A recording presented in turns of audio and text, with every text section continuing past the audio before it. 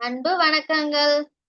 பழக்கங்களால் வளமுடன் வாழ என்னதான் சொல்கிறது நம்ம திருக்குறள் தெரிஞ்சுக்கலாமா?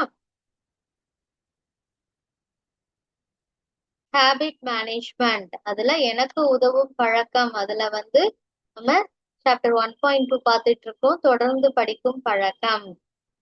சரி, இதுக்கு முன்னாடி கிளாஸ்ல நம்ம திருவள்ளுவர் தாத்தா என்ன சொல்லி கொடுத்தாங்க? அதாவது படிக்கலைன்னா நம்மள யாரும் மதிக்க மாட்டாங்க. நம்ம எவ்வளவுதான் அதிக அறிவுடையவங்களா இருந்தாலும் படிச்சவங்க இருக்காங்க இல்லையா, நல்லா படிச்ச அறிவுடையவங்களா அவங்க நிச்சயமா என்ன பண்ணிக்க மாட்டாங்க, நம்மளுடைய அறிவை ஏத்துக்கவே மாட்டாங்க. எடுத்த உடனே நீங்க படிச்சிருக்கீங்களா அப்படின்னு தான் கேட்பாங்க இல்லையா.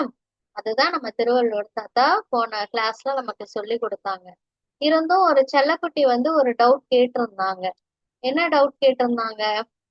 இப்ப நீங்க சொல்றீங்க திருவள்ளுவர் தாத்தா,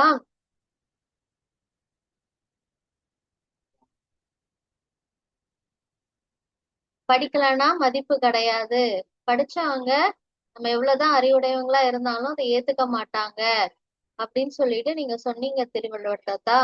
ஆனா எனக்கு படிக்கிறதுக்கு பணம் எல்லாம் இல்லையே, நான் என்ன பண்றது? இதுக்கு ஏதாவது ஒரு ஐடியா சொல்லுங்களேன். நான் ஸ்கூல் காலேஜ் இதெல்லாம் போய் படிக்கிற அளவுக்கு எனக்கு நான் தொடர்ந்து படிக்கிறதுக்கு எனக்கு அந்த அளவுக்கு பண வசதி இல்ல. சரியா?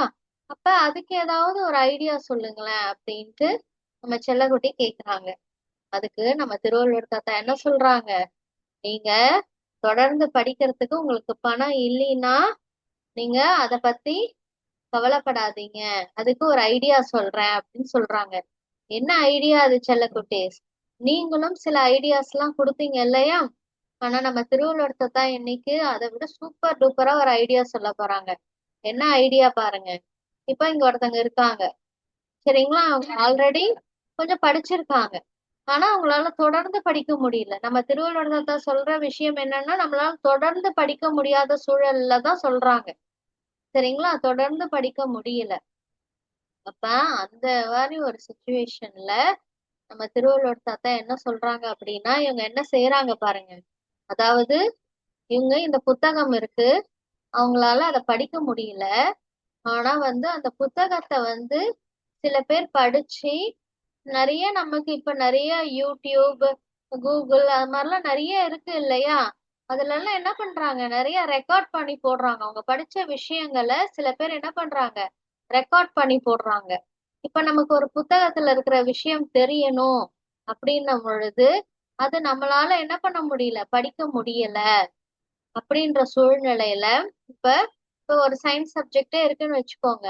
அது ஸ்கூலுக்கோ காலேஜுக்கோ போய் மேல நம்மளால படிக்க முடியல அப்படின்ற சூழல்ல அது ஏற்கனவே நல்லா படிச்சு ஆராய்ஞ்சு வச்சிருப்பாங்க இல்லையா, அவங்க சில விஷயங்களை ரெக்கார்ட் பண்ணி போட்டிருப்பாங்க. அது ஆடியோ புக்ஸ் அப்படிலாம் சொல்லுவாங்க. அந்த மாதிரி என்ன பண்ணலாம், நம்ம போயிட்டு அத நல்லா உன்னிப்பா கேட்கலாம், காது கொடுத்து கேட்கலாம். கேட்டு அது மூலமா இந்த புத்தகத்துல என்ன மாதிரி விஷயங்கள் சொல்லியிருக்காங்க அப்படின்றத நம்ம கத்துக்கலாம். சரியா? அப்படி இல்லைன்னா நேரடியா சில பேர்கிட்ட நல்லா படிச்ச சான்றோர்கள் இருக்காங்க இல்லையா, அவங்க பேசக்கூடிய விஷயங்கள்லாம் நம்ம என்ன பண்ணலாம், காது கொடுத்து கேட்டு அவங்க கிட்ட, அவங்க மூலமா நிறைய விஷயங்கள், புத்தக அறிவு, அனுபவ அறிவு, இப்படி நிறைய அவங்க கிட்ட இருந்து நம்ம என்ன பண்ணலாம், கத்துக்கலாம். சரிங்களா? அதனால நான் மேல மேல தொடர்ந்து படிக்கிறதுக்கு எனக்கு பண வசதி இல்லையே அப்படின்னு சொல்லிட்டு கவலைப்பட வேண்டாம் அப்படின்னு நம்ம திருவள்ளுவர் தாத்தா சொல்றாங்க. மற்றவங்க நல்லா படிச்ச சான்றோர்கள் இருக்காங்க இல்லையா, அவங்க பேசக்கூடிய விஷயங்களை நல்லா காது கொடுத்து கேட்டாலே போதும். உங்களுக்கு அது கஷ்டமான சூழ்நிலை ஏதாவது ஒண்ணு வரும் பொழுது உங்களால அந்த நேரத்துல ஒரு டெசிஷன் எடுக்க முடியாதுன்னு வச்சுக்கோங்களேன். நம்ம என்ன பண்றது அடுத்தது அப்படின்னு தெரியாம தவிச்சிட்டு இருக்க ஒரு சூழல் உண்டாகும் பொழுது நீங்க காது கொடுத்து கேட்ட இந்த விஷயங்கள்ல எல்லாம் என்ன பண்ணும், உங்களுக்கு பயன்படும், உங்களுக்கு சப்போர்ட் பண்ணும். நீங்க எப்படி அந்த கஷ்டத்துல இருந்து வெளியில வர்றதுன்றத அது சொல்லி தரும் அப்படின்னு சொல்றாங்க. அதனால சில குட்டீஸ், படிப்புன்றது ரொம்ப முக்கியம். சரிங்களா? அந்த மாதிரி நம்ம படிக்கக்கூடிய விஷயங்கள், அதனால கிடைக்கக்கூடிய அறிவு தான் என்ன பண்ணும், நமக்கு எல்லா சூழ்நிலையிலையும் நமக்கு வந்து உதவி செய்யும் அப்படின்னு நம்ம திருவள்ளுவர் தான் சொல்லி தராங்க. நீங்க புத்தகத்தை எடுத்துதான் படிக்கணும்னு இல்ல, சரிங்களா? மத்தவங்க சொல்லக்கூடிய விஷயங்களை காது கொடுத்து கேட்டா கூட அது நமக்கு உதவும் அப்படின்ட்டு நம்ம திருவள்ளுவர் தான் சொல்லி தராங்க. எந்த திருக்குறள் அப்படின்னா, கற்றிலன் ஆயினும் கேட்க அஃது ஒருவர்க்கு ஒற்கத்தின் ஊற்றாம் துணை அப்படின்னு சொல்லி தராங்க. கற்றிலன் ஆயினும், அதாவது நீங்க ஒரு விஷயத்த படிக்கலன்னா கூட பரவாயில்ல, ஆனா என்ன பண்ணுங்க, காது கொடுத்து கேட்க, அதாவது சான்றோர்கள் வந்து பேசுறாங்க இல்லையா, அந்த பேச்ச காது கொடுத்து கேளுங்க அப்படின்றாங்க. அப்ப நீங்க சில விஷயங்களை கத்துக்கிறீங்க இல்லையா, அந்த விஷயங்களை என்ன சொல்றாங்க, அஃது ஒருவருக்கு, அந்த விஷயங்களை யாரெல்லாம் கேக்குறாங்களோ அவங்களுக்கு அந்த விஷயம் எப்படி உதவி பண்ணுமா, ஒர்க்கத்தின் ஊற்றாம் துணை. இப்ப வந்து நம்ம வந்து ஒரு வயசான காலத்துல நமக்கு வந்து ஸ்டெடியா நடக்க முடியல அப்படின்ற சூழ்நிலையில தாத்தா எல்லாம் பாத்தீங்கன்னா குச்சி வச்சுக்கிட்டு நடப்பாங்க அதோட சப்போர்ட்டோட, இல்லையா? அது எப்படி அந்த குச்சி அவங்களுக்கு வந்து கீழே விழாம அவங்கள தாங்கி பிடிக்குது. அதே மாதிரி நமக்கு ஒரு கஷ்டம் வரும் பொழுது நம்ம ரொம்ப தவிச்சு போயிடுவோம் இல்லையா, என்ன பண்றதுன்னு தெரியாம. அந்த மாதிரி ஒரு சூழ்நிலையில நம்ம கேட்ட அந்த விஷயங்கள்லாம் இருக்கு இல்லையா, அது நமக்கு தாங்கி பிடிக்கிற இந்த இந்த குச்சி மாதிரி, சரிங்களா? இந்த ஊன்றுகோல் அப்படின்னு சொல்லுவாங்க, அந்த மாதிரி நமக்கு அது வந்து துணையா இருந்து ரொம்ப நமக்கு ஹெல்ப் பண்ணும் அப்படின்னு சொல்றாங்க.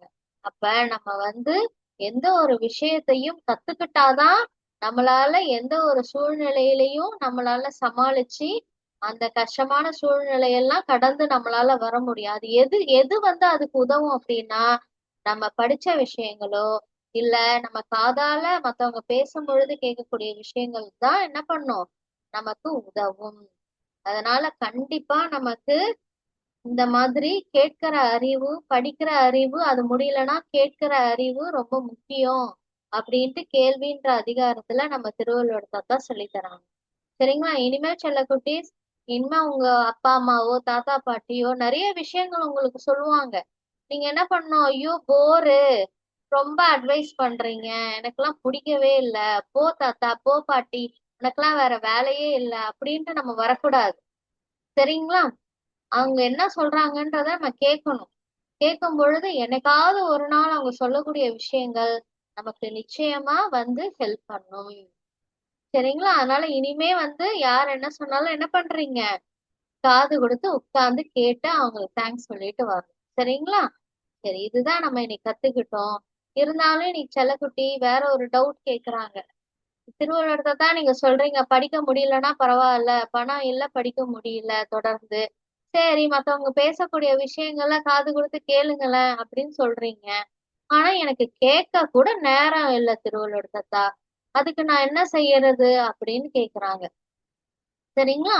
இந்த திருவள்ளுவர் தாத்தா எவ்வளவு டிப்ஸ் கொடுத்துட்டு வராங்க, இருந்தாலும் இந்த செல்லக்குட்டி என்ன சொல்றாங்க, எனக்கு உட்காந்து கேட்கலாம் நேரமே இல்லப்பா எனக்கு, அந்த அளவுக்கு நான் பிஸி, 24 ஹவர்ஸும் நான் பிஸி அப்படின்றாங்க. சரி, இப்படி இருக்கிறவங்களுக்கு நீங்க என்ன அட்வைஸ் பண்ணுவீங்க செல்லக்குட்டீஸ்? சொல்லி அனுப்புங்களேன். இதுதான் இன்னைக்கான அசைன்மெண்ட். Thank you so much.